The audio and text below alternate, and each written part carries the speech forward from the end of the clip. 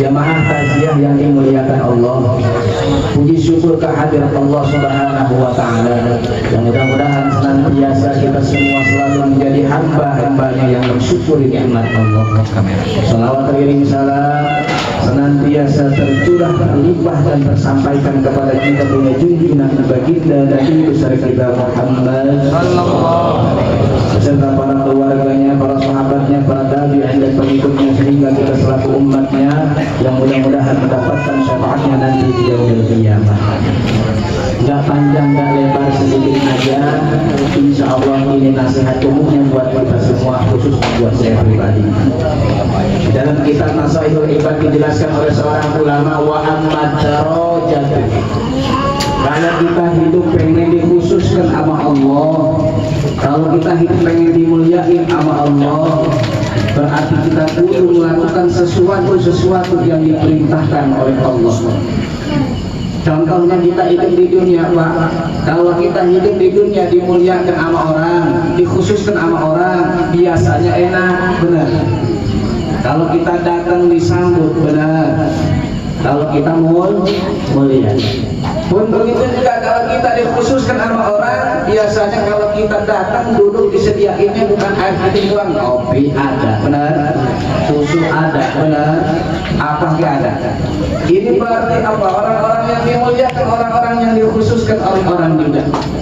Enak kan? Enak. Apalagi ini dikhususkannya sama Allah. Barang siapa orang yang pengen tinggi derajatnya nanti di akhirat, maka lakukan ini 3 perkara. Yang pertama, ifsya'us salam. Orang yang selalu ketika ketemu saudara siapapun mengucapkan assalamu alaikum. Kalau kita kadang-kadang ketemu orang boro-boro assalamualaikum, biasanya, oi mau mana? Kenapa? Ya. Ini perkara sepele tapi pahala hebat.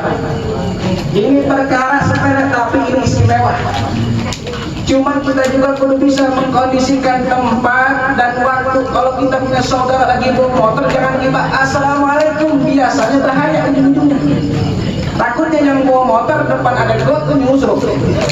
Benar. Nah, jadi kita juga itu bisa melihat kondisinya.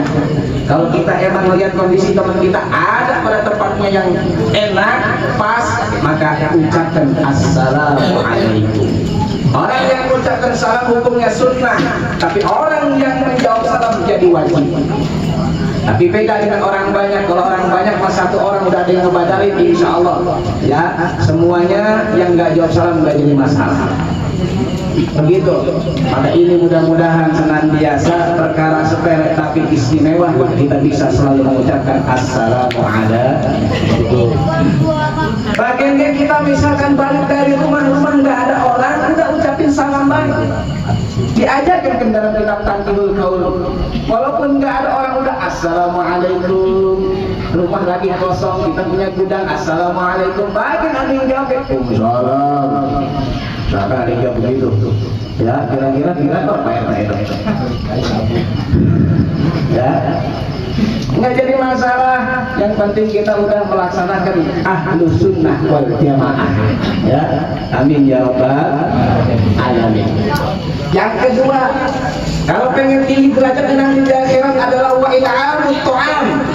Orang-orang yang menjegerakan ketika ada tamu, maka dikasih air, dikasih makanan. Alhamdulillah malam ketujuh apa aja ada, buah ada, benar, keripik ada, benar, semua ada. Ntar balik kemana? Tuh, jangan kita kalau ada tamu ya biasanya dikasih angin doang, lepas dia balik kentut baik. Mengapa dikasihnya angin doang? Tuh. Kalau kita ada tamu jangan dikasih air doang, bukan apa-apa, nanti sakit berongnya dikencing baik balik. Benar. Ya, maka apa? Ini kita perlu contoh mana orang-orang Sunda, Pak, kalau bertamu nih itu biasanya menghormati tamu. Makanya kan di antara yang disegerakan kata Kanjeng Nabi adalah kalau ada tamu.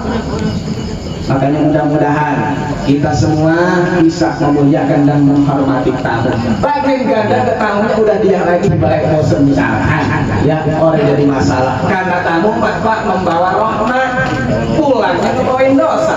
Bukannya dia lagi ngebawa dosa buat dia, bukan, tapi dosanya dilemparkan ke laut dan gunung. Ya, udah jangan kata-kata bosan, mau dia lagi, berarti emang berkah rumah kita kedatangan dia baik. Amin. Insya Allah. Ya. Tuh, udah lo lagi baik, misalkan, berarti berkah rumah kita kedatangan RT baik. Alhamdulillah.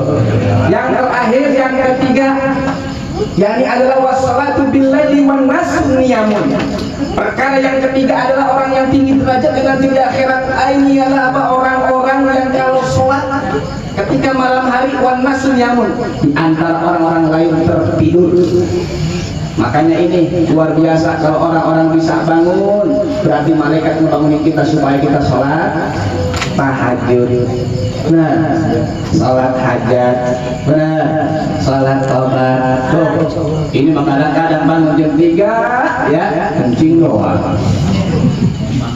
Kita lakonin tuh kencing ke kamar mandi. Nah ini kadang-kadang lebih parah lagi Pak, malam-malam lapar bangun jam 3 malam masak mie rebus.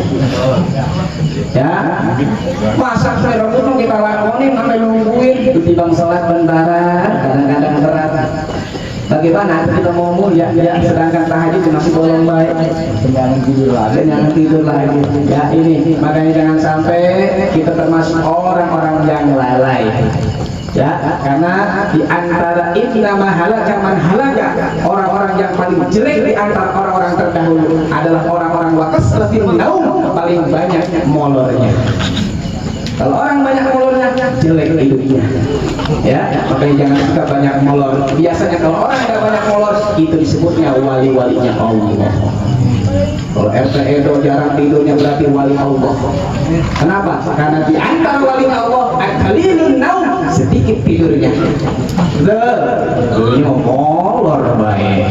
Nah, mudah-mudahan dengan 3 perkara ini kita bisa ambil pelajarannya, bisa kita amalkan dalam sehari-hari, dan mudah-mudahan senantiasa kita semua diberikan makom tinggi derajat di hadapan Allah Subhanahu wa taala.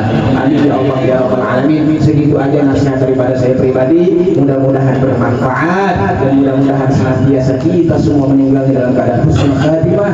Allah masukkan kita ke dalam surga tanpa hisab.